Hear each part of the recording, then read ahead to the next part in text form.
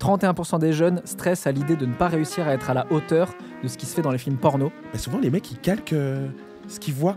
Moi, j'en rigolais dans ma tête en me disant, il y a peut-être des gens qui ont des délires comme ça. Aujourd'hui que je m'éclate en privé, je me rends compte que sur les tournages, on est tout sauf des bêtes de sexe.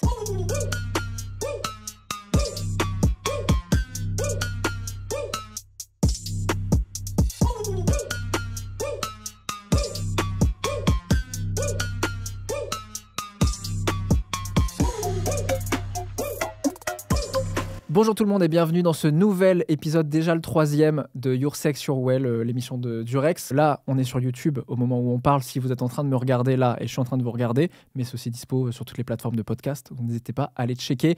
Toujours en présence de mes acolytes, Alaya. On est là, bonjour. Comment ça va ? Très bien et toi ? Très très bien. Ouais. Marcus. Coucou. Quel plaisir. Moi, je suis trop content. It's giving chroniqueur énergie, moi j'aime. J'adore. J'aime bien l'énergie. Faudrait que je puisse envoyer des petits jingles là. Ouais. On a envie un peu là. Hey, Des change les applauses. lumières. Et aujourd'hui, on va parler de performance. Et pour ça, on reçoit Lisa Del Sierra. Bonjour. Comment ça va ? Super. C'est un plaisir de te recevoir. Bah oui, je suis contente aussi. Nous, on s'est rencontrés il y a 6 mois, un truc comme ça. C'était l'été dernier. Probablement. On a fait un déj ensemble. Il y a un petit temps. Et là, quand Durex a dit, vas-y, ce serait bien de faire un épisode sur la performance. Et on aimerait faire un axe sur le porno parce que porno et performance sont intimement liés. Tu me diras si tu es d'accord avec moi. J'ai l'impression que le porno est le reflet un peu miroir de la société. Donc, je trouve que c'est hyper intéressant d'en parler. Mais je suis là pour ça. Hey, on va apprendre des choses. Absolument. Est-ce que vous regardez du porno ? Bah, bien sûr Oui. que oui. Vous regardez quoi ? J'aime bien savoir, moi. Déjà, gay, forcément. Mais qu'est-ce que je regarde ? J'aime bien les gens musclés, genre latino, et voilà quoi. Ouais. C'est déjà précis. Hein. Moi, je regarde pas mal de trucs avec deux meufs, un mec. En fait, je sais pas. Moi, je me crois sur YouTube. Genre, je fais défiler le feed et je vois en fonction de La ce qui me plaît miniature. ou pas. Ouais. La miniature, le Donc déjà, titre. ça consomme gratos. Ça fait Ouais. défiler. Ah ça, oui. c'est mal. Ouais. C'est Ah, très pourquoi mal. Parce qu'on est des artistes, on crée des contenus. Ah, mais parlons-en, tiens. Mais Non, mais ouais. parce que moi, je pensais pas que c'était mal de faire ça. Moi non plus, parce qu'en fait, ce serait mieux peut-être d'utiliser D'avoir un abonnement des... Ouais, c'est ce que Bah je veux oui. dire, des plateformes Ça d'abonnement. s'achète le pain. Mais oui, putain, mais moi je pense. Oui, mais c'est vrai en plus. Ce serait quoi que vous fassiez des placements de produits ? On n'a pas le droit de faire de placement de produits. Pourquoi Parce que nos diffuseurs nous l'interdisent. Une fois, j'ai fait un film où j'avais les lingeries machin, le lubrifiant truc, le sextoy truc, j'ai tout mis au générique. Et ben j'ai dû tout flouter. Ah oui. Oui, mais sur les c'est-à-dire, plateformes. je Mais en floute les story, trucs mais dans sur le Insta. Mais Sur Insta, il n'y a pas de marque qui veut de nous, même avec notre taux d'engagement Ah oui, ok. assez fou. Il n'y a pas de marque qui veut dealer avec des actrices ou des productrices ou des réalisatrices. Mais tu vois, sur une plateforme gratuite, milieu de la levrette, hop, et tout ça est possible grâce à, et bam, tu vois. Oui, eux, ils sont forts en placement de produits. Ça Ouais. sort de partout, là. Vous savez ce que c'est un VPN ? Et voilà, tu vois. C'est Et incroyable. pour faire grossir votre membre. Exactement. On va parler du porno éthique aussi après, de la consommation du porno, etc. Et consommation très régulière. Non, ça dépend des Ouais, périodes. moi en aussi, vrai. same. Ça dépend des périodes. Il y a des fois où je trouve mon imaginaire fonctionne peut-être plus facilement, ou peut-être parce que j'ai moins de choses à gérer, j'ai peut-être plus de temps aussi. Et pour moi, le porno, c'est plus quand, tu vois, j'ai une grosse libido et que j'aime bien m'appuyer des images, plus, tu vois, quand j'ai besoin un peu de stimulation visuelle, d'excitation, tu vois, ou même de voir des choses, mais je sais que c'est très industriel et c'est pas quelque chose qui me fait profondément kiffer, tu vois. Ouais. Donc c'est pour ça que c'est pas non plus la consommation régulière. Mais ce serait mentir de dire que j'en regarde que de temps en temps. Non, quand même. Ah non, mais non. Moi, c'est quand j'ai une libido genre accrue et que j'ai besoin, ou que ça devient un besoin limite. Faut Sinon, évacuer, quoi. non, il faut évacuer, genre vraiment. Genre ça devient une urgence, et ben tac, tac, ça y est, ça part. Au moins, même mentalement, après, je me sens mieux. Ouais, Genre. je comprends. Mais ça fait une détente, Ouais, de une ouf. grosse détente. Ouais. Bah, c'est pas le porno qui vous Ah, non, détend, non. c'est Non, mais- l'orgasme. Oui, oui, non, bien mais sûr, bien sûr. Oui, mais même la démarche, tu vois, la démarche de chercher un film, tu vois, ou ce moment-là, tu vois, il est. Je sais pas, c'est intéressant, je trouve. Moi, je me suis rendu compte d'un truc, c'est que je me masturbe presque plus sans porno. Et ça, je trouve que c'est un peu problématique parce que avant, tu vois, je pouvais me dire, vas-y, je garde l'imaginaire, je garde tout ça. Et je trouve que là, maintenant, tu sais, il y a presque un truc de, ok, je sais que je vais jouer très vite avec ce truc-là, que ça va remplir cet objectif-là et tout. Mhm. Et des fois, ça peut devenir, là, je suis pas dans une période, tu vois, où j'en consomme de manière où je me dirais c'est trop, mais j'ai déjà eu des périodes où je me disais, voilà, là c'est trop, tu vois, ça devient une espèce d'habitude, tu vois, où presque j'ouvre un site porno, mais en fait presque je sais même pas pourquoi je l'ai ouvert, quoi. Ouais. Donc je me dis, bah, est-ce que j'ai vraiment une excitation, est-ce que j'ai vraiment envie, et des fois la réponse c'est non, tu vois. Donc se faire ça par automatisme, c'est un peu chelou. Toi, t'en consommes aussi ou pas? Pas du tout. Pas du tout. Non. Parce qu'attends, mais parce qu'il y a des gens qui te connaissent peut-être pas. Mais oui, Mais en j'essaierai fait, d'introduire. Genre. Lisa, en fait, j'arrive- Introduis-moi. je vais t'introduire, je vais me permettre, parce qu'en fait, toi, tu étais actrice porno. Mhm. Et aujourd'hui, tu es réalisatrice, productrice. En plus, tu es doublement maman maintenant. Ouais. Donc vraiment, les casquettes, elles 3 sont... casquettes, ah ouais. Ah ouais. Est-ce que toi, tu consommes encore du porno J'ai jamais consommé. Ah, ok. Moi, je suis arrivée sur mon premier tournage, j'avais jamais vu un porno. Ok. J'ai découvert Clara Morgan quand j'ai commencé à tourner, alors qu'elle était déjà ultra connue. Moi, j'ai commencé en 2004. Donc en septembre, je fête mes 20 ans de pornographie. Oh, waouh. Et donc j'y suis allée hyper décomplexée. J'avais aucune attente, j'avais aucune image que je voulais reproduire. J'étais pas du tout influencée par des films que j'aurais pu regarder. Donc c'est c'était une démarche plutôt de spectacle. J'allais me mettre en scène. Pour moi, voilà, j'étais en train de faire un truc qui était absolument pas grave, mais très cool. Et en vrai, c'était rock'n'roll, quoi. C'est ça qui était cool. Et du coup, de toute ma carrière, j'ai jamais regardé parce que si après j'étais tombée sur un film, je les connais. Je sais pourquoi ils baissent comme ça, je sais comment est-ce qu'elle aime vraiment. On n'est pas nombreux, quoi.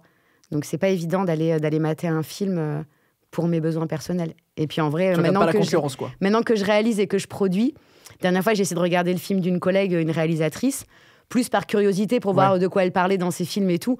Elle, je vois que les horreurs, les faux raccords, le chant contre chant avec la lumière qui t'as un cerveau claque. qui analyse Ouais, bah tout. oui, bah là, oui. ah Oui, t'es en mode pro, genre. Oui, ouais, oui, maintenant je suis un peu plus dans l'image, ouais. Je suis un peu plus dans l'image, donc je Donc, regarde t'as pas. jamais aucun porno t'a excité? Non. Une bande-annonce une fois. Qui m'a une beaucoup bande-annonce. excitée. Ah oui, ouais. ok. Ouais, Et t'as regardé le film derrière? Pas du tout. Ok. J'ai beaucoup regardé cette bande-annonce. Lisa, j'ai une proposition à te faire. On va faire un vrai ou faux sur les clichés des actrices porno. Allez. Si ça vous va. Si Ah, ça mais vous oui. va pas, je suis un peu en galère parce que j'ai pas prévu beaucoup d'autres séquences. Ça nous va. Bon, il y en a beaucoup qui vont fonctionner acteurs et actrices, mais il y a des trucs vraiment spécifiques actrices porno. C'est beaucoup de trucs que j'ai vus sur internet ou beaucoup en discussion parce que j'invite aussi sur ma chaîne pas mal d'actrices porno. Le premier, c'est les actrices font du porno parce qu'elles ne savent rien faire d'autre. C'est horrible, faux. C'est pas bien de dire- archi faux. Bah, c'est Parce faux. qu'en fait, tu vois, il y a ce truc de dire non, mais elles sont pas capables de faire d'études. Elles ont des métiers, la plupart. En ce moment, on a une doctorante en neurosciences. Ok. La plus connue, Katsuni, qui avait fait littérature, machin. On a beaucoup d'aides-soignantes et d'infirmières. Il y a un truc avec l'aide-soignante. Donc elles sont tout à fait capables de faire ce qu'elles veulent et elles ont juste choisi de faire ce qu'elles veulent, justement. Le deuxième cliché, c'est les actrices porno simulent leur plaisir pendant les scènes. Est-ce que toi, on va parler dans ton cas, parce que tu peux pas parler pour toutes les actrices non plus, est-ce que tu prends du plaisir? Est-ce que tu as eu des vrais orgasmes? Ou est-ce que tu es vraiment en mode... Acting. Ouais, genre c'est de l'acting total et on doit simuler ce truc-là, on doit créer du désir chez les consommateurs, mais nous, on n'en prend pas, quoi. Eh ben, je pense, comme beaucoup de femmes dans la vie de tous les jours, la relation intime, elle se connecte au cérébral. Et même sur un tournage, si c'est un jour sans, ça peut être un jour sans à la maison. Des fois, l'appétit vient en mangeant et finalement, on a un super orgasme. Des fois, ben non. Et comme je suis une femme, j'ai été idéalement dressée pour faire plaisir à mon partenaire. Donc, je vais simuler pour le rassurer et pour terminer aussi l'acte de temps en temps. J'en ai marre, it's time. Allez. Sur un tournage, c'est un peu pareil. Ok. Des fois, on va simuler parce qu'on sent que l'acteur il peut avoir un coup de mou, que la situation ne l'excite pas particulièrement, que les positions qu'on prend, elles sont difficiles pour lui. Souvent, eux, ils sont en peine quand même. Donc, on va simuler un peu de plaisir pour le rassurer lui en tant qu'homme, pour qu'il assure la fin de sa scène. Des fois, on arrive sur une scène, on est ultra libidineuse, on a super envie de ken, l'acteur, il nous calcule pas du tout, il va prendre un Viagra, il en a rien à faire de ta pomme, ouais. et du coup, ouais. t'auras pas de plaisir. Enfin, c'est hyper fluctuant. Mais concrètement, sur, je sais pas, j'ai dû faire 1500 scènes dans ma carrière, plus de la moitié, j'ai eu des orgasmes incroyables. Est-ce que vous avez la sensation que la consommation de porno, en tant que du coup consommateur, ça peut vous mettre des complexes ou ça vous... Tu sais, tu regardes le porno et tu dis « Ah, ok, l'orgasme, il est comme ça. Ah, ils ont l'air de prendre plus de plaisir que quand moi, je le fais dans ma vie personnelle, par exemple. » Bah, en fait, plus jeune, oui. Mais Ouais. en grandissant, j'ai compris que ce n'était pas vraiment la vraie vie. Et donc, du coup, j'ai appris à prendre du recul sur ce que je voyais. Or qu'avant, j'étais en mode, OK, c'est ça la vie. Et donc, du coup, je me comparais. Et donc, du coup, j'étais déçu parce que c'était pas ce que je faisais dans la vraie vie. Donc, moi, maintenant, c'est vraiment un divertissement et un loisir. Mais je n'essaie pas de calquer ce que je vois parce que je sais que c'est impossible. Enfin, Ok. du moins pas impossible, mais j'ai pas les compétences requises, quoi. Ouais. Ouais, moi, pour le coup, ça m'avait plus influencé quand j'étais jeune parce qu'après, comme toi, j'ai eu cette prise de conscience de, en fait, tout ce qu'on voit n'est pas vrai, c'est pas vraiment comme ça que ça se passe. Mais quand j'étais plus jeune et que j'avais mes premières relations, il y avait la position de la levrette qui revenait énormément dans les pornos. Et quand j'en parlais, ou que j'en entendais parler plutôt, parce que j'en parlais pas vraiment avec mes copines, j'entendais que les femmes adoraient toute la levrette. Et quand je le voyais dans les pornos, c'était véridique de ce que je voyais, encore une fois. Et en fait, moi, j'appréciais pas vraiment ça.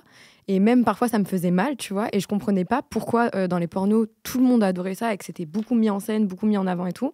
Alors que moi, ça me faisait mal. Et pendant longtemps, je me suis dit, mais c'est moi qui dois avoir un problème, en fait, parce que visiblement, toutes les femmes, elles aiment ça, quoi. Et en fait, j'ai compris, du coup, en grandissant, que ce qu'on voyait n'avait rien à voir avec ce qui se passait dans la vraie vie, mais aussi en ayant plus d'expérience, en expérimentant avec des personnes, tu vois. C'est pour ça que le porno est fait pour les adultes. Ouais. Parce que les deux retours sont les mêmes, quoi. C'est étant plus jeune, je ne comprenais pas. Bah non. Parce que c'est pas fait pour les jeunes, quoi. Bah ouais, mais quand t'es jeune, ils sont pas en mesure de regarde, comprendre. Et est-ce que en tant que meuf, parce que moi je l'ai vu dans le miroir inverse, si les meufs avec qui je couchais au début de ma sexualité, quand je consommais beaucoup de porno que je découvrais et tout, et que c'était un peu mon moyen de m'éduquer, quoi, si elles hurlaient pas de plaisir comme dans les pornos, j'avais l'impression que j'étais pas un bon coup, tu vois. Ah ouais. Est-ce que toi, à l'inverse, t'avais l'impression que si toi-même tu hurlais pas, ou t'étais pas en mode en âge de ouf, c'est que t'avais pas pris assez de plaisir, ou est-ce que tu simulais plus facilement en mode faut que je fasse un peu comme les meufs du porno, quoi? Ouais, je simulais plus facilement parce que j'avais ce truc de me dire, et en plus, moi, je suis quelqu'un dans mes rapports qui ne suis pas du tout expressive en mode à crier ou à faire beaucoup de bruit, tu vois. Ça passe plus par des mots doux, des conversations, enfin pas des conversations, sors le thé, vas-y. Pas les podcasts, t'imagines? C'est ça. Après, les conversations avant le sexe peuvent être hyper excitantes. Ouais. Non, mais plus par un échange communicatif, tu vois. Et c'est vrai qu'au début, je me disais, mais si je crie pas comme dans les pornos, même mon mec, il va se dire, mais en fait, je suis nulle. Alors que pas du tout, ça se passe bien, mais juste différemment. Et ça, pareil, en fait, plus j'ai expérimenté, plus j'ai compris que moi, j'étais comme ça, qu'il y a d'autres filles qui adorent crier et que peut-être ça les excite, c'est OK. Mais moi, c'est pas quelque chose qui m'excite particulièrement, par exemple. Donc aujourd'hui, je pars du principe que je suis comme ça et que c'est OK aussi, quoi. Et surtout, tu te connais, donc en vrai. Ouais. Donc, Mais ça, tu vois, c'est quelque chose que je regrette de pas avoir plus expérimenté avant de regarder ce qui se faisait, tu vois. Je trouve que quand on commence à consommer du porno, en plus, on n'a pas la notion du montage. C'est-à-dire que on voit un film qui dure 45 minutes où c'est du non-stop. Et toi, t'arrives et t'es là, t'as 17 ans et t'es en mode OK, il faut que je dure 45 minutes à tout prix. Quel enfer pour la fille. Hein. Et en plus c'est ça. C'est long. Mais du coup, tu sais, tu rentres dans une spirale bizarre parce que t'es en mode il faut que je sois performant. Tu limes. Ouais, mais du coup, elle prend pas de plaisir. Donc toi, dans ta tête, t'es non. en mode attends, c'est parce qu'il faut que ça dure 45 minutes. Et en fait, t'as aussi le truc où je pense que c'est comme un espèce de mauvais stand-up. Tu sais, t'arrives sur scène, tu fais 2 blagues, les gens ils rient pas. Tu dis je connais tout ce qui va dérouler derrière, ça va être nul et le moment va être vraiment laborieux pour tout le monde. Et là, t'es comme ça et tu dis il faut absolument que ça dure 45 minutes. Alors que plus tard, j'ai même eu des baisses qui duraient, tu vois, des trucs très quick de quelques minutes qui étaient d'une intensité incroyable. Je disais, ah ouais, ok, donc la durée, en fait, n'a pas trop de sens. Et après, j'ai capté que de toute façon, dans un porno, c'est pas un 45 minutes où on fait, allez, ça rec et tout le monde suit et tout. Il y a des pauses, c'est maintenant, on fait cette scène-là, etc. Oui, et puis souvent, les plans qu'on appelle les close-up, on les répète au montage. Ok. On va chercher les close-up au début de la position. Allez, vas-y, hop, on a le close-up. Et celui-là, je vais te le remettre Close-up, 4. c'est un plan serré. C'est le plan serré de la pénétration. Ça, je peux te le remettre 4-5 fois. Personne capte que c'est exactement le même plan que j'ai répété. Ah ouais. Bah oui. Okay. Ça, c'est quand même assez Bah oui, régulé. tu vois pas les visages, tu as juste un zoom. Bah oui. Quoi, donc, tu vois juste le produit. Enfin, Souvent, le close-up, il est répété. Moi, je suis très marketing, C'est vrai. genre. Mais c'est un peu du marketing en fait. Quand tu fais un porno, tu te dis sur quel fantasme, j'imagine, on gravite et comment on fait atteindre l'orgasme. Ça, c'est ce que font les grands sites. Ok. Aujourd'hui, ceux qui permettent la consommation gratuite, eux, ils vont aller qu'est-ce qui est le plus vu? C'est ces hashtags-là qui vont ressortir le plus. Et bien souvent, c'est des baises ultra violentes, entre guillemets, hein, parce qu'on confond violence et intensité dans la pornographie gratuite. C'est quoi la différence entre les deux? On peut avoir une scène très intense sans être brutale, en fait. Okay. Et malheureusement, quand un homme réalise une scène pour faire du clic, il va pas dire aux gens soyez intense, amusez-vous et il y a un orgasme. Il va dire fais des trucs de ouf que je puisse vendre ma scène. Et le fait est que cette pornographie-là va mettre en scène des pénétrations filmées de très très près, des visages extrêmement expressifs, des plans sur les attributs sexuels, la grosse poitrine, la grosse bouche, les grosses fesses, les énormes sexes filmés en contre-plongée. Il faut que ce soit voilà. Ça, c'est principalement le porno qu'on retrouve gratuitement. Ouais. Dans la pornographie faite un peu comme un cinéma de genre, la recherche du plaisir pour le consommateur comme pour le réalisateur, le distributeur, elle est plus basée sur le consentement déjà et sur le fait qu'on vend une certaine authenticité. Ça peut être surproduit en termes d'image, il y a beaucoup de lumière, les filles sont très maquillées, mais une certaine authenticité parce qu'on a respecté à l'instant T ce que les gens avaient envie de faire. Et je pense sincèrement que le consommateur, il s'y retrouve. Ouais. J'ai un troisième cliché. Ah. Les actrices choisissent toujours leur partenaire de tournage. Bien sûr. Mon rêve, ben ça, voilà, bravo. Ah, mais ça, je savais pas. Donc, okay. Bien sûr que si. Mais en tout cas, on parle des productions sérieuses, quoi. Ah oui, on ne parle pas de pornographie amateur. Je ne sais pas comment il fonctionne. Ouais. Moi, j'ai commencé en 2004. Il n'y a pas une scène où je n'ai pas choisi mon partenaire, que ce soit en France, en Angleterre, en Hongrie, en Tchécoslovaquie, aux États-unis, l'inverse aussi, fond de la Chine. C'est principalement les meufs qui choisissent les mecs. En fait, on a ce qu'on appelle nos blacklists. D'accord, ok. Et donc, ils vont simplement pas chercher dans la blacklist quelqu'un avec qui on souhaite pas travailler. Après, dans la blacklist, il y a des acteurs, il y a des actrices, il y a des maquilleuses, il y a des techniciens. Peu importe, une personne qui t'a mis mal à l'aise à n'importe quel moment, tu le blacklistes et boum, c'est fini. Tu ne le croiseras plus. Okay. C'est bien. Ça, c'est bien. Comment ça se passe sur le tournage, le consentement? Est-ce que à l'avance, on va dire, bon, voilà, vous allez faire cette pratique, et tu vas me dire si ça se passe comme ça dans le porno gay, parce que j'avoue, j'en ai jamais regardé. Enfin, moi, j'ai toujours l'impression que la chorégraphie, tu sais, ils se disent rien, ils parlent pas pendant le sexe, et c'est en mode, maintenant, hop, tac, je te retourne, bam, bam, bam, tu vois. Ouf.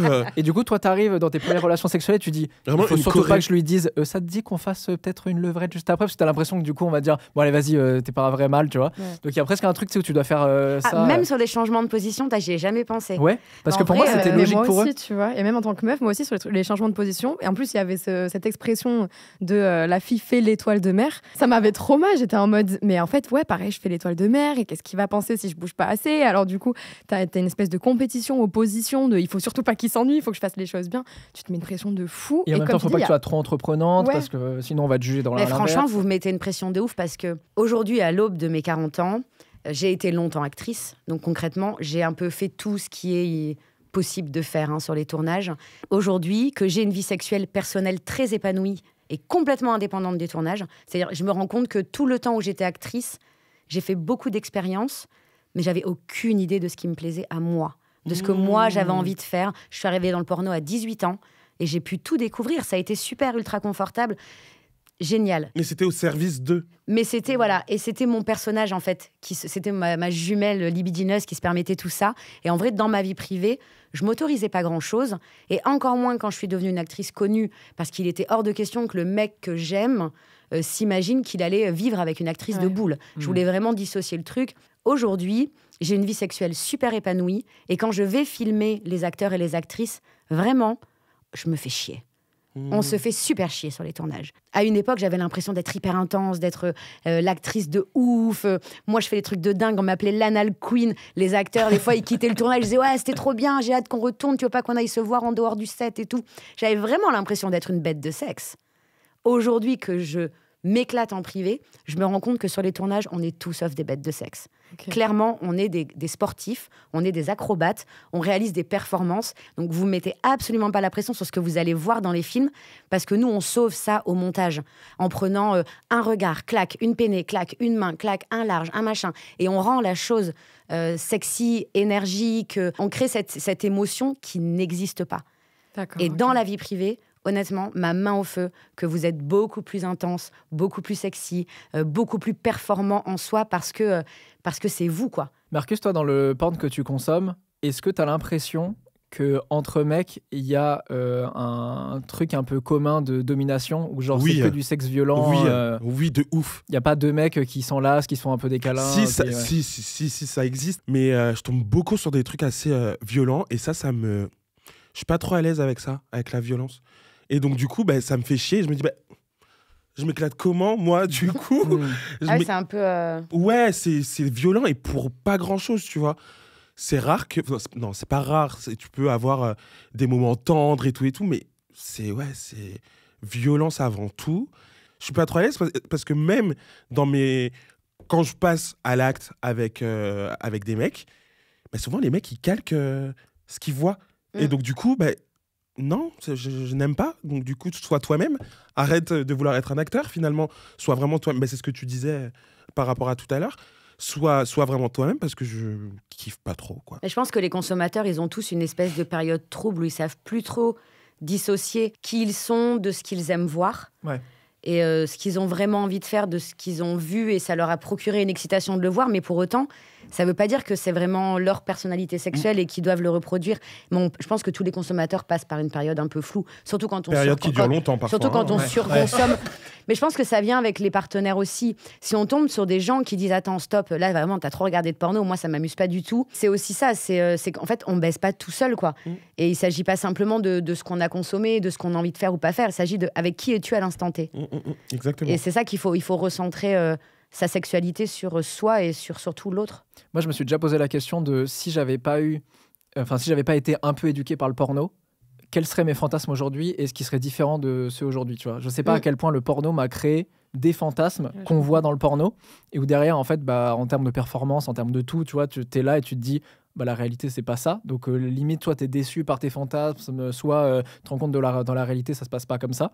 Et je me demande si j'avais débuté le porno, je sais pas, à 25, 26 ans, tu vois, et est-ce que ma sexualité aurait été différente? Est-ce que j'aurais eu moins de trucs à déconstruire aussi derrière, quoi? Et je me suis entretenue sur le sujet avec une femme qui revendique de n'avoir jamais regardé de pornographie. Ok.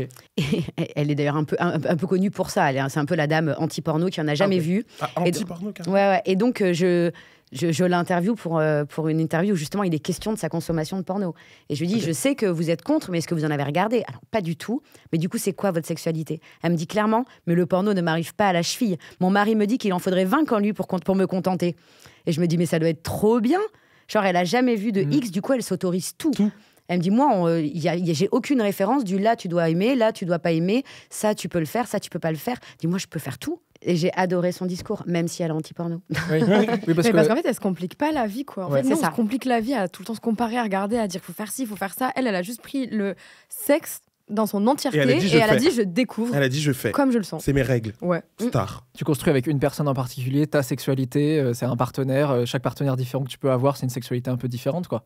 Parce que le pire, c'est d'essayer d'appliquer la règle que tu as vue souvent dans le porno, mais tu sais, la même règle à toutes les personnes, alors chaque corps est différent, on a tous des zones érogènes différentes, des fantasmes différents derrière. Et je pense quand même qu'il faut plusieurs partenaires au long de la vie.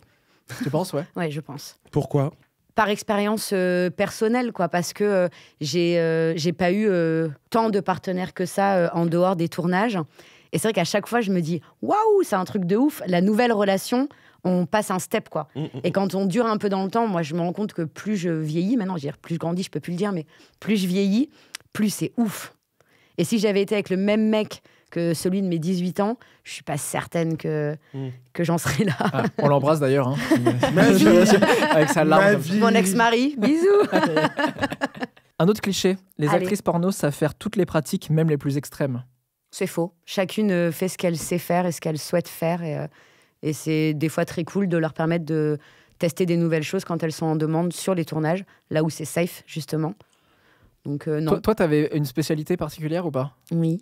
Mais je crois qu'on avait discuté, est-ce que c'est pas... Maladie anal queen. Et ça, parlons de l'anal, parce que l'anal, c'est quand même une pratique particulière. Et j'ai l'impression que dans les pornos, les gars, ils rentrent comme dans du beurre, c'est OK, tu vois. Et moi, les premières fois... Dans du beurre. Tu vois, il y a des trucs de... Bon, changeons d'orifice, tu vois. T'as l'impression que c'est comme ça, alors que ça se prépare quand même. Et puis surtout, on ne change pas d'orifice. Bien sûr. Ah oui, il y a un truc de maladie en plus quand on passe... C'est pas une maladie, mais il y a des bactéries et des êtres vivants dans vos fesses qui n'ont rien à faire dans vos vagins. Donc on se lave entre les deux, on change de préservatif si on est dans un rapport protégé. Et même avec les doigts, les garçons, on fait pas... on fait pas tout, ça ne marche pas. On fait pas ça. Toi, malade pendant une semaine après. J'ai chopé une infection urinaire parce que j'étais avec mon premier copain. Et donc, ça faisait 1 an et demi qu'on était ensemble. Et sans me prévenir, mais déjà. Il se dit... Donc ça, premier truc problématique, c'est que sans prévenir, il se dit, si on essayait, parlement avant, tu vois. Et en fait, juste sans préparation, sans rien, parce que je pense qu'il avait vu trop de porno, il me met un doigt. Mais moi, je suis pas préparée, il m'en a pas parlé. Je hurle, je dis, mais t'es malade, qu'est-ce que tu fais, genre? Et je me souviens que ça m'avait grave blessée. Je m'étais sentie comme s'il avait fait quelque chose que je l'avais pas autorisé à faire, tu vois. Un peu. Et après, j'ai chopé... oui, c'est ça, concrètement. Et j'ai chopé une infection urinaire. Je l'ai détestée. Je me suis dit, déjà, t'avais pas le droit. Et en plus de ça, tu me ramènes des infections de merde. Ça fait super mal. Tu peux pas aller aux toilettes pendant longtemps. Ça fait très mal. Nous, on n'a pas trop ce problème-là, je crois. Non, vous, ça va. Enfin, si la nénette, elle a une vaginose ou une mycose, il y a quand même des petits mycoplasmes qui vont rester sur le pénis de monsieur pendant un certain temps et qui peuvent quand même réinfecter madame. Donc, en général, dans un couple, quand l'un est malade, tout le monde se traite. Ça s'appelle l'équipe, tu vois. Non, vraiment. Normalement, on est solidaire de ces choses-là. Mais en tout cas, là, sur l'anal, est-ce qu'il y a des étapes qu'on voit pas dans la scène? Évidemment. Il y a une préparation avant. Évidemment. Préparation même, parce que j'allais dire lubrifiant, évidemment. Une petite aide. Un liquide lubrifiant qui soit... Du beurre. Ouais. Du beurre, de l'huile d'olive. Non, c'est vrai Non. Ah bon, d'accord. Non, c'est bien de le dire. Que... Non. T'imagines? Il y a des- Et alimentation aussi ou pas? Alors, vraiment, chacun son chemin. Parce Alimentation, que moi, je j'ai comprends une pas. actrice porno qui m'a expliqué C'est que moi. du coup... C'est moi qui c'est toi C'était moi, celui-là. Que 24 heures avant, non Je mangeais pas de fibres. Ok. Moi, j'ai jamais fait de lavement. Ah, d'accord, je comprends. Parce que chacune a son, Ah non, moi non plus, chacune a j'avais son pas truc. compris. J'avais pas compris, j'étais en mode Bah- quoi, on te met des bananes? Ah non, ouais. Non, Non, mais quand il a dit alimentation. ça Non, mais quand tu m'as dit alimentation, j'étais en mode mais quoi? concombre. J'étais en mode mais qu'est-ce que tu racontes? Non, chacune a vraiment son process et je pense que c'est comme dans la vie privée. Mais je pense que dans la vie intime, on n'est pas obligé d'en passer par quelque chose de très technique, sauf peut-être pour se rassurer les premières fois. Mais je pense vraiment que tout fonctionne très bien avec le désir. Il n'y a pas besoin de mettre en place un processus de malade. Mais sur un tournage, c'est un petit peu différent. Les nanas, elles se mettent beaucoup de pression. Et moi, je leur explique à chaque tournage. Encore là, le dernier tournage, j'avais une actrice. Je crois, vers 9h, elle me dit, je vais aller au make-up. Je dis oui. Elle me dit, je vais mettre mon plug alors. Je dis, attends, c'est un peu tôt, ton PAT est dans 2 heures, meuf. On va faire les photos avant, je dois faire ta petite interview et tout. Non, mais je le mets maintenant, comme ça, je suis tranquille. Elle a gardé son truc, mais pendant hyper longtemps. Et je lui dis, mais t'es sûre, c'est OK? Et tu me dis, moi, je fais comme ça.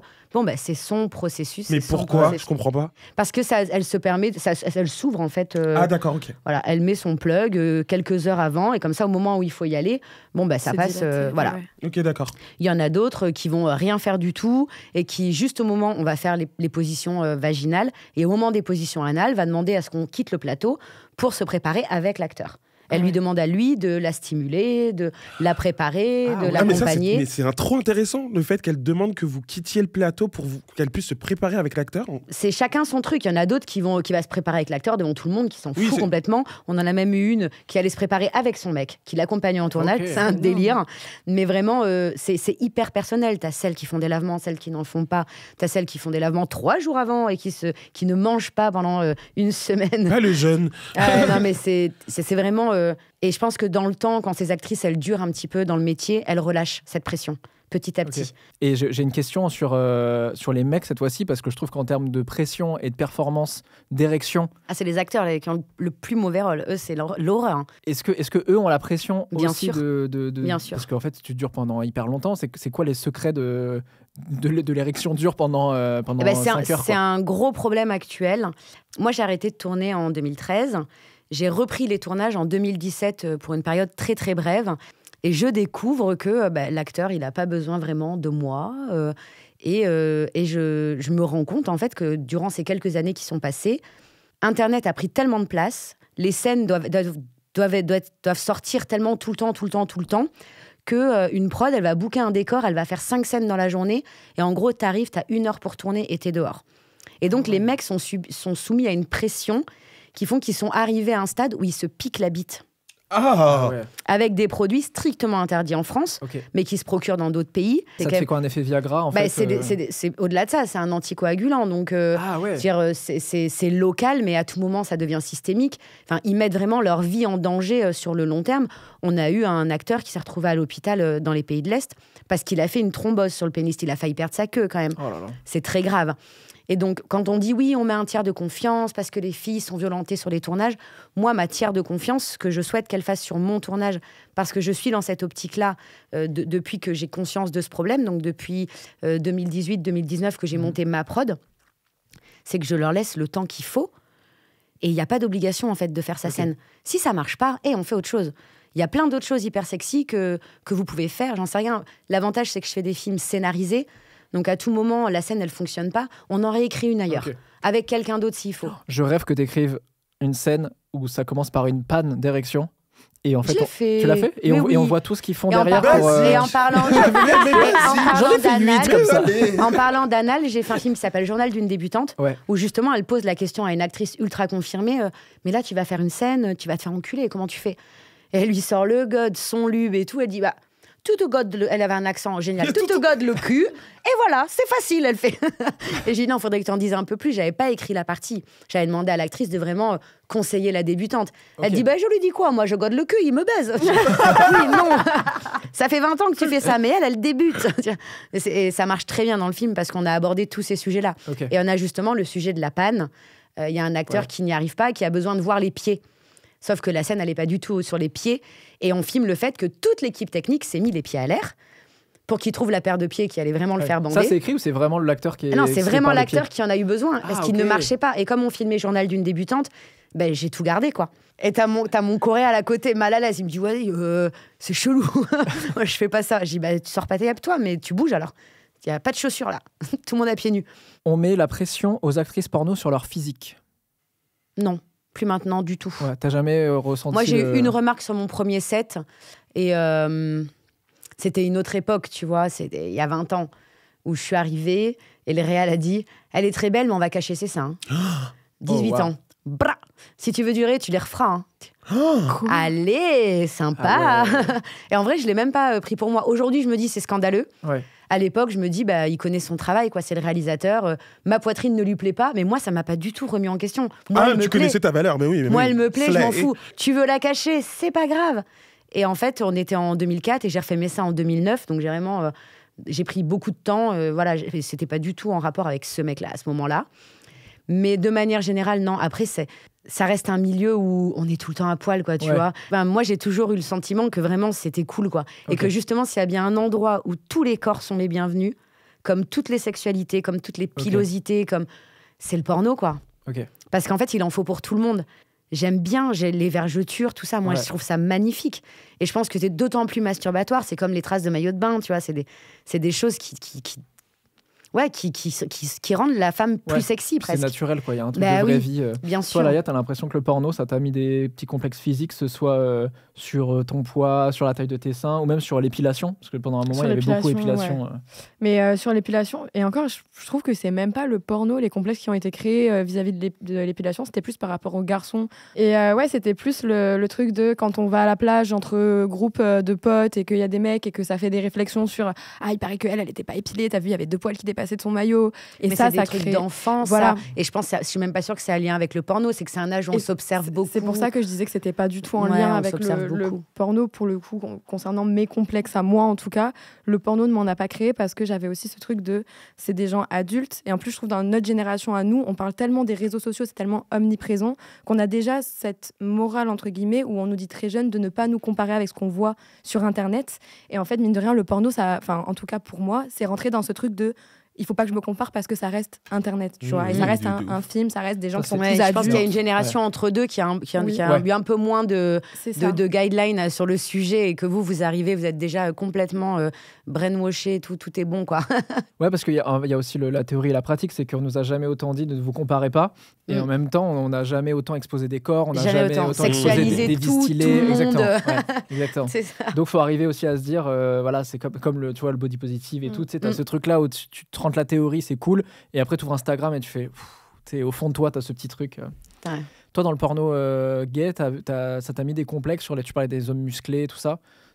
Non, je me suis jamais comparé. Parce qu'en vrai, ça reste des fantasmes, tu vois.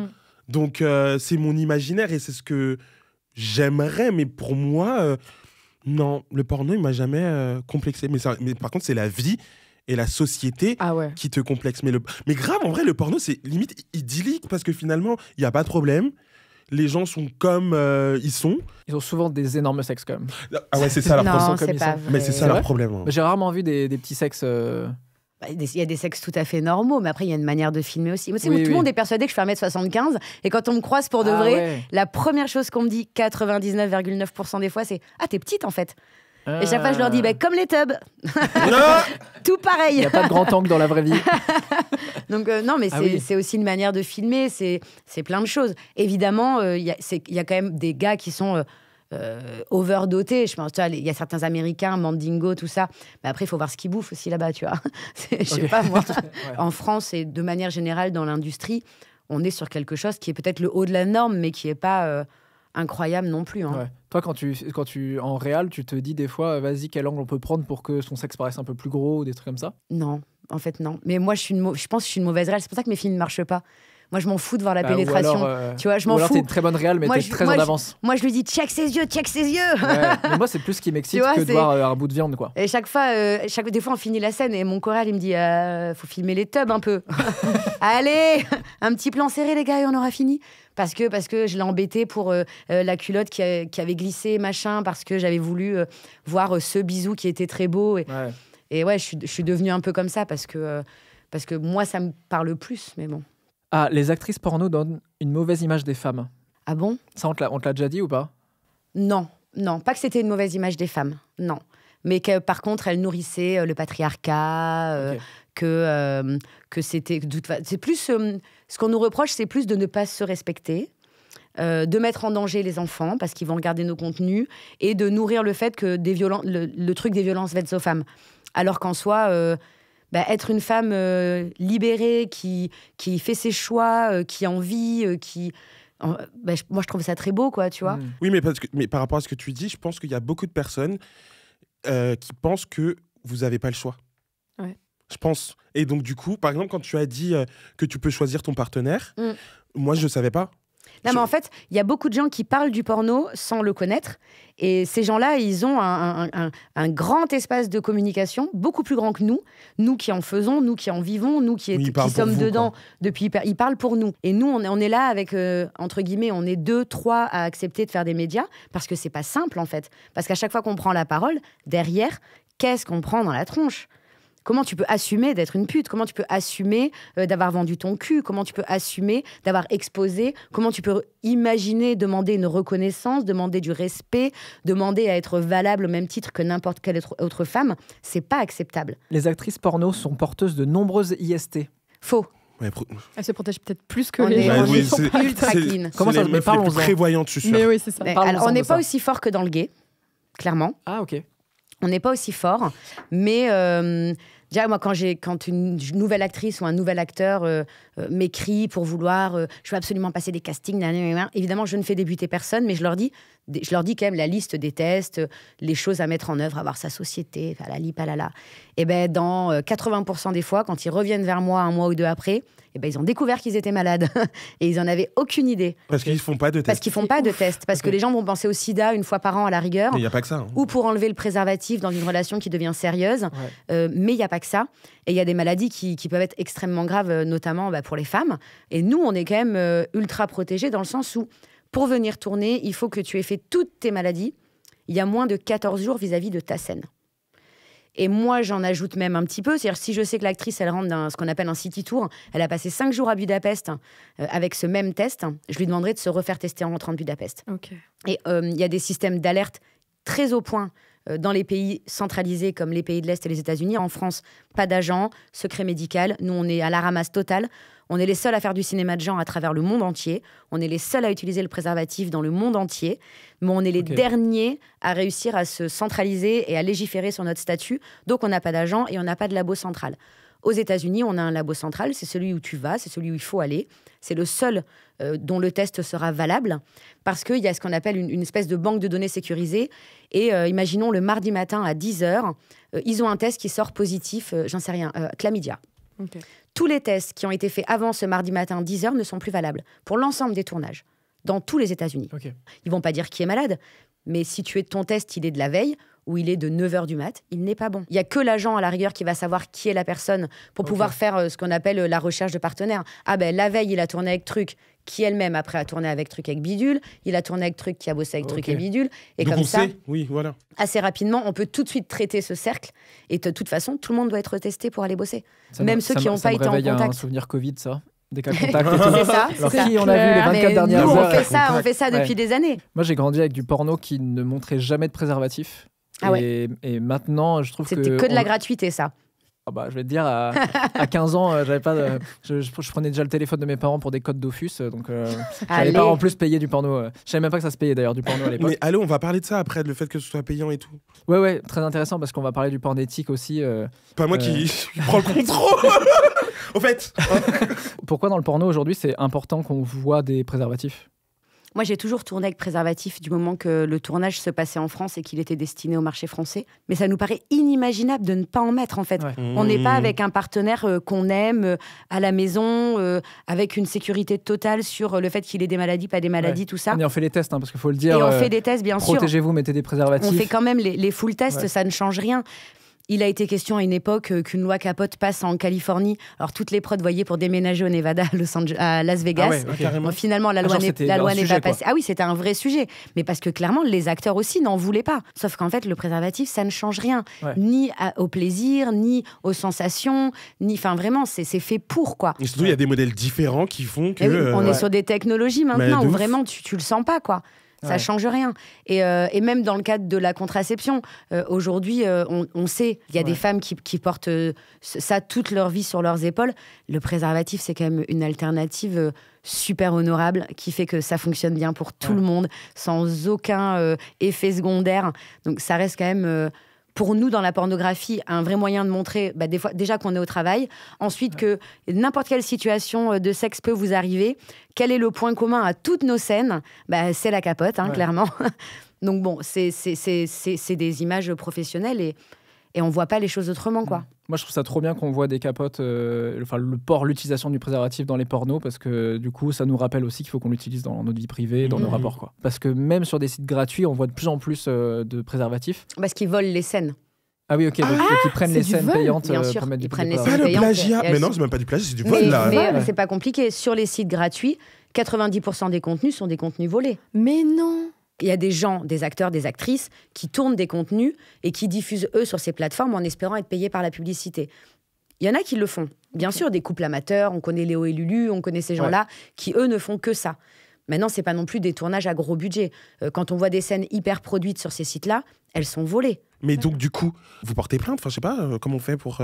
Eh ben alors, on porte pas plainte. On a un super avocat qui, tous les 3 mois, envoie un petit courrier à ces plateformes en disant merci de protéger l'image de ma cliente qui est dans... je crois que sur toutes les plateformes, on avait fait le calcul il y a un peu plus d'1 an parce que je devais donner une conférence et je voulais savoir combien j'avais de vues sur les plateformes gratuites. Et donc, on a pris juste les 3 premières. J'étais à 5,5 milliards de vues, soit beaucoup plus qu'Avatar. Et je n'ai jamais gagné 1 centime là-dessus. Pas alors 1 centime. Alors que Avatar, ils ont gagné tellement d'oseille. Les petits salopards. Ah non, mais là, ton milliard de vues m'a donné chaud, là. 5 milliards. Ah ouais. Oui, 5. Ouais, Non, mais... 5. Et puis surtout, quand tu... Mais- En fait, je comprends la rage. Et moi, quand je toi, n'ai tu produis un aucun contenu. royalties, je n'ai aucun droit à l'image, j'ai rien du tout. Et les productions, petit à petit, elles disparaissent parce qu'eux, ils produisent des contenus, ils payent les gens, ils essayent de les vendre sur des plateformes légales qui vont demander une vérification d'identité pour les mineurs, qui vont demander une carte bleue, qui vont demander qu'on achète le produit parce que le produit, il a été fabriqué pour être acheté. On fait de l'image. Enfin, je veux dire, y a rien n'est gratuit, quoi. Et ben, ces gens-là, petit à petit, ils vont couler, ils vont détériorer les conditions de travail parce qu'ils s'en sortent pas. Parce que quand ils sortent un produit, très vite, il est chapardé, quoi. Vous le savez, dans cette émission, si je sors pas un chiffre, je meurs. Allez. Et donc, il y a 2 chiffres qui m'ont vraiment marqué. 31% des jeunes stressent à l'idée de ne pas réussir à être à la hauteur de ce qui se fait dans les films porno. 31%, c'est énorme. C'est énorme. Et dedans, 42% des garçons déclarent regarder du porno pour en apprendre plus sur le sexe. Donc, qu'on le veuille ou non, ça a une vocation éducative. Parce que, bon... Alors, ça a une fonction éducative, pas une vocation éducative. Ouais, mais s'il te plaît. par la force des choses, tu vois, les Quand jeunes on fait regardent du quelque porno, chose quoi. à but éducatif, c'est une chose. Quand on fait quelque chose et qu'il devient éducatif par la force des choses, c'est pas du tout pareil. Moi, je tourne aucun film en me disant attention, les gamins vont le regarder, je vais le faire à vocation éducative. Non, on a une fonction éducative malgré nous parce que cette fonction éducative a été complètement abandonnée par les parents qui ont 2 générations de retard avec les téléphones et l'internet, etc.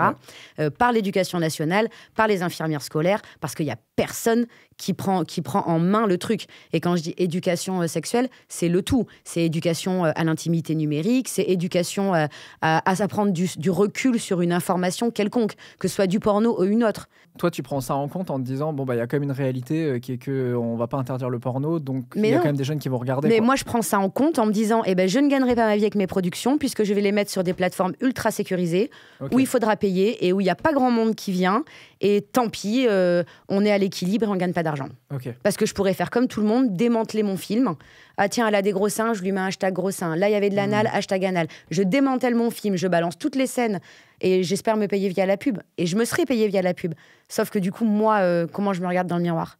Et comment j'explique à mes actrices que je les ai balancées sur des sites que les enfants vont regarder. Parce qu'il faut savoir que pour un acteur et une actrice, quand les mœurs quand les choses ont évolué, l'arrivée d'Internet, l'arrivée de l'amateur, l'arrivée du porno partout, moi j'étais encore actrice à ce moment-là, et on l'a tous vécu comme un putain de traumatisme. C'est-à-dire, on vient d'un temps, en 2004, où c'est le DVD, le CD-ROM, en sex shop, c'est Canal+, c'est les cinémas porno. Et nous-mêmes, 8-9 ans plus tard, on nous dit des enfants vous regardent. Mais moi, j'ai pas fait ça pour ça. Et on l'a tous pris en pleine poire. Sauf qu'on était complètement démunis, puisque la loi Mercier qui a été votée à ce moment-là, donc la pornographie est interdite aux mineurs, n'a jamais été appliquée. Et quand on amène les grands groupes qui respectent pas la loi devant un juge avec un constat d'huissier qui dit « Regardez, j'ai juste fait entrer, ils respectent pas la loi », le juge n'applique pas, il dit « Oui, mais c'est des gros lobbies. Hein. » Bah ouais, c'est des gros lobbies, mais bon, là, c'est illégal quand même. On le ferme, le site. Les Anglais savent fermer les sites. Ils ont fait une super loi numérique, tu respectes pas la loi, t'es shut down. Basta. Ouais. En France, on fait rien. Et on fait rien et on prend même pas la main de nos gosses pour leur dire « Tu vas être confronté à des trucs, laisse-moi t'en parler. » Ouais. Est-ce qu'il y a des trucs que vous auriez aimé ne pas voir dans les films porno au moment où vous avez peut-être découvert ça dans votre sexualité? Ouais, le côté... c'est un truc que... Enfin, je peux pas dire que j'aurais pas aimé voir parce que... Ouais, si, quand même. J'étais tombée sur une vidéo de sadomaso extrême où, pour le coup, c'était la femme qui dominait et il y avait des délires. Et attention, c'est pas quelque chose que je juge, c'est quelque chose qui, moi, m'a un peu choquée. Je me suis dit, ah ouais, ça existe aussi, tu vois. Et en fait, c'était des délires de grosses combinaisons à latex, collier. L'homme est dominé, il agit comme un chien, il a une laisse, etc. Et si c'est leur délire, il n'y a pas de souci là-dessus. Mais quand moi, j'avais vu ça, j'étais en mode, ah oui, donc... En fait, moi, j'en rigolais dans ma tête en me disant, il y a peut-être des gens qui ont des délires comme ça. Et en fait, je m'en suis un peu voulu de me dire, mais merde, en fait, j'ai jugé, j'ai rigolé, alors que c'est vraiment le fantasme de personne. Mais pareil, je pense que j'étais un peu trop jeune. J'avais 17 ans, je crois. Donc, ouais, j'étais en mode, et si ça, c'est le délire d'un partenaire que je rencontre et qu'en fait, moi, ça me plaît pas du tout, tu vois. Et j'étais en mode, bon, ok. Je suis pas sûre qu'on croise des gens qui ont ce genre de délire tous les jours. Je pense pas non plus, mais c'est pour ça que je dis j'aurais préféré ne pas le voir parce que du coup, t'as mis ça dans la tête en mode c'est possible. J'avais toujours une petite quête qui s'allumait de c'est possible qu'à tout moment ils me disent mais tire-moi en laisse. J'étais en mode voilà, donc non pas pour l'instant, mais pourquoi pas un jour, tu vois. Mais ouais, ça j'aurais préféré pas le voir. Moi, c'est les pipis, les trucs comme ça. Ah oui, okay. Ça j'ai jamais vu. Vous allez vraiment chercher des trucs. Moi, j'allais dire, j'aimerais avoir plus de consentement. Ah non, mais c'est même pas, tu vois, j'ai même pas cherché. En fait, c'est que t'avais la. Oula. T'avais la. Comment dire, la photo de couverture, là. Je sais pas comment on appelle ça. La miniature, quoi. La miniature. La miniature, t'as vraiment plus de YouTube, quoi. La miniature, vraiment la miniature. La cover. Allez, la cover. L'affiche. L'affiche qui montrait genre. Deux mecs normaux, genre je disais t'es juste trop beau, tu cliques sur le truc et là. Le truc vrille. Mais dès la première seconde en fait. Ah d'accord, ah oui. Non mais oui, il n'y a pas à mentir, tu tombes sur un truc mais ouais, pipi, caca et tout, et là j'étais en mode quoi. Enfin on l'a tous vu, Two Girl One Cup, non? Non. Mais tu sais que moi... Non, mais... On a le même âge. Vous êtes trop jeune en fait, je crois, c'est plus ça. On s'est tous passé ça dans la cour de récré, bien sûr. Bien sûr. J'avais jamais vu de porno comme ça. Et en fait, j'ai une copine du coup qui était travailleuse du sexe et qui faisait ses vidéos donc sur Mime et qui en fait avait des demandes personnalisées, donc des clients qui la rémunéraient pour avoir un type de vidéo en fonction de leur fantasme.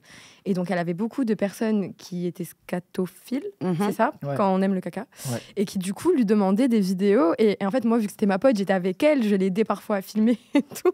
Et moi, ça m'avait traumatisé. Ouais, parce qu'en fait. Et pourquoi elle le faisait? Elle n'est pas obligée? Parce que elle, ça la dérangeait pas plus que ça, elle s'en foutait et qu'elle se disait si le mec il a envie de payer pour ça, moi je prends l'argent. J'ai envie de chier donc. c'est le moment. De toute façon, je vais le faire donc. Café, clope, vidéo. Mais c'est super perturbant quoi. Elle calait le téléphone et tout. Puis, Ah non, mais franchement, je suis tombé sur cette vidéo, j'étais en mode déjà.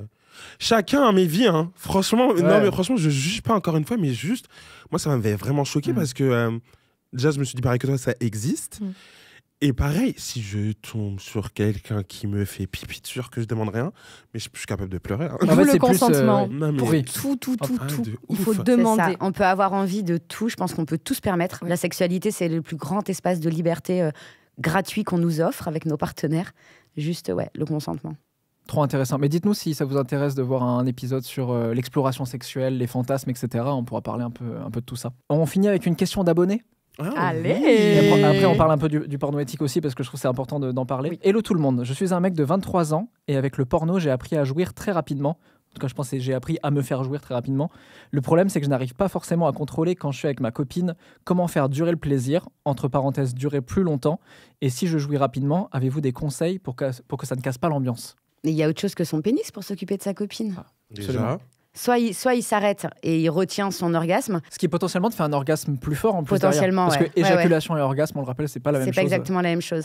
Et donc soit il peut s'arrêter. Bon, moi, je suis pas sexologue, hein, mais j'imagine dans la vie intime quand l'orgasme va arriver trop tôt pour le garçon, parce que nous les filles c'est un peu moins dérangeant, on peut les enchaîner quand même. Vas-y. Tu t'arrêtes. La nature est tellement Tu t'arrêtes et tu fais autre chose. Ouais, mais nous on porte des bébés et on est indisposé C'est vrai. 5 jours par Vraiment. mois, C'est vrai. s'il te plaît. C'est vrai, je préfère On jouir est très soumis à vite. des fluctuations hormonales intenses toute Hormonal notre et vie. sociétal. Voilà. Non, mais je pense que s'arrêter, passer à autre chose. Des fois, tu peux juste t'arrêter et dire j'ai soif, tu veux un truc ? C'est pas grave. Non, mais c'est pas grave. Bah Moi, ouais. je m'arrête des fois pour boire un peu d'eau. Ouais, bien sûr. Bien sûr. En ça, re- C'est vrai ça, mais oui, de ouf. Bah oui. Toi, c'est une pression que tu as déjà eu, Marcus, de dire il faut pas que je jouisse trop vite, ou alors j'ai joui, qu'est-ce qu'on fait, tu vois ? Mais alors, franchement, c'est peut-être égoïste de ma part, hein, mais je suis en mode, moi, je jouis quand je jouis. Il y a pas de, je me mets pas la pression du après. En Ok. fait, le après, je me dis, soit j'accompagne la personne, ou soit j'accompagne pas la personne. Tu vois. Ouais. Non, mais dans, Non, dans- mais- dans le sexe, il y a plein de trucs. Il y a le before sex, il y a le sexe égale after sex. Mm. Et je pense qu'il faut savoir prendre soin de l'autre tout du long. Et l'orgasme, il se situe où il veut là-dedans.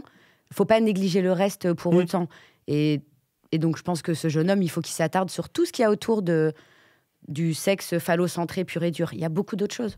Et que faire du sexe sans pénétration, c'est faire du sexe aussi. Oh oui. Parce que souvent, on a l'impression que c'est la chorégraphie de ce fameux mot. J'ai l'impression qu'on l'entend moins, mais c'est peut-être parce que je suis dans une bulle, mais les préliminaires. Mm. Alors qu'en fait, bon, les préliminaires, c'est souvent des actions pour te préparer à la pénétration, mais c'est des actions qui peuvent ouais. être le début et la fin d'un rapport sexuel, qui peuvent revenir au milieu d'un Bien rapport, sûr. etc. Quoi. Non, je suis Non, en train de repenser au truc le plus sexy de ouf qu'on m'a fait. Vraiment, le truc le plus sexuel de ma life. Et en fait, il n'y avait aucune pénétration, quoi. Ok. Ah. J'ai Tu juste, peux dire ce que c'était juste on me parle et j'ai un doigt dans la bouche, quoi. Pas mon doigt en l'occurrence, mais Ouais. juste ça, quoi. Juste ça, et ça Ah y est. ouais, j'en pouvais plus. Et j'ai joui comme ça, quoi. Donc, Ah ouais. Ah Mais il parlait de ouais. trucs sexuels. me raconter une belle histoire. Ok. Ça, je trouve que C'est un certain level, faut y aller quand même, hein, mais Ouais. c'était ouf.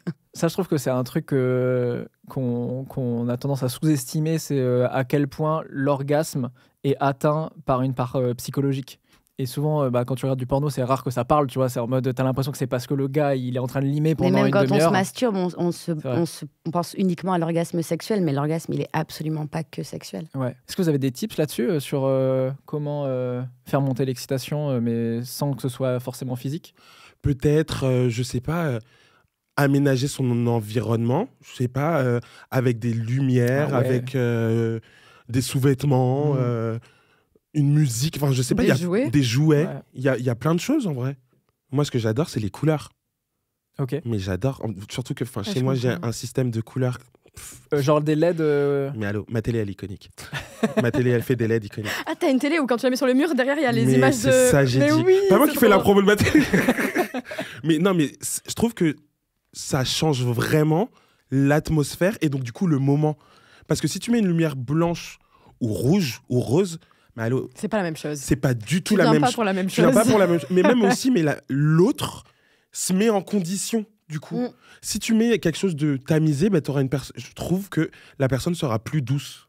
Enfin, moi, j'ai remarqué pour Oui, moi. ça pousse à l'intime, À l'intime, à à se à la laisser aller, à se sensualité. confier C'est ça. physiquement à l'autre. Exactement. Au début de l'émission, je disais que j'ai vraiment la sensation que le porno a un effet miroir sur notre société. Je trouve que l'un influence l'autre, etc. Je vois quand j'étais gamin, il y avait énormément de mœurs qu'on voyait dans le porno où la culture du viol était hyper présente. Il y avait un truc de domination où les mecs demandaient pas trop leur avis aux meufs. Souvent, ça se faisait par violence et tout.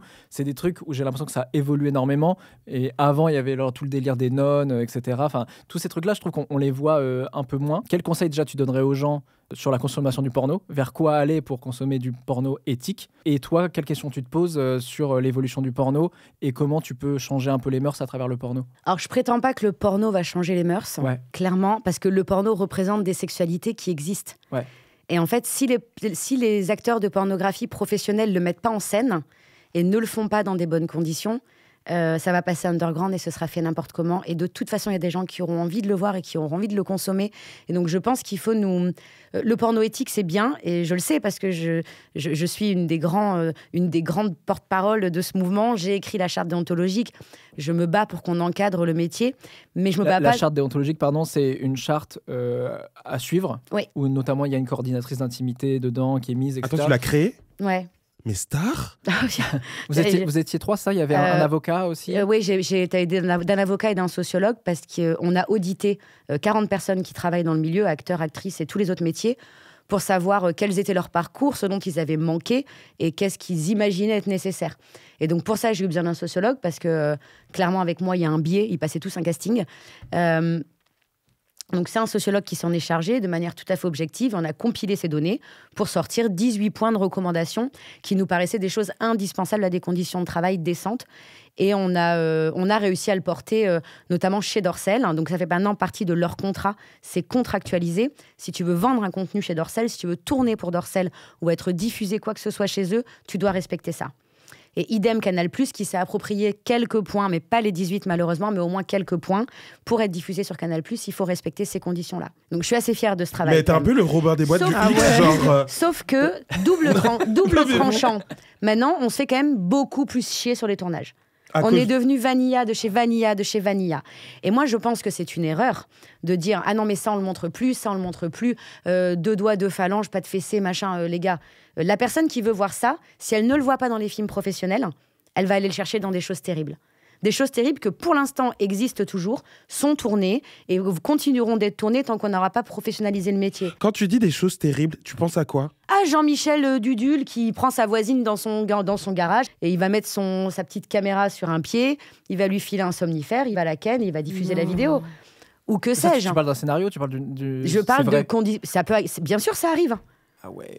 Mais aujourd'hui, il n'est pas interdit du tout de se filmer dans une situation X ou Y et de diffuser la vidéo. Ouais. Et le pire, c'est que ça va être pris pour de la pornographie. Une agression sexuelle filmée, aujourd'hui, on dit « Ah, c'est du porno ». Je suis désolée, une agression sexuelle, c'est une agression sexuelle. Si elle est filmée, c'est des circonstances aggravantes. Ouais. C'est absolument pas de la pornographie. De la pornographie, c'est un contrat, des professionnels, des tests en santé, un consentement préalable pour ce qu'on va faire. Et ça existe au moins depuis 2004, puisque moi, je tourne depuis 2004. J'ai toujours signé des contrats, j'ai toujours su combien j'allais être payée, j'ai toujours su avec qui j'allais travailler, j'ai toujours su ce que j'allais faire. Il n'y a jamais eu de surprise. La consommation de pornographie gratuite, c'est un problème. C'est un problème pour l'industrie, c'est un problème pour des victimes qui revivent leur agression des centaines de milliers de fois parce qu'elles n'arriveront jamais à faire retirer les vidéos.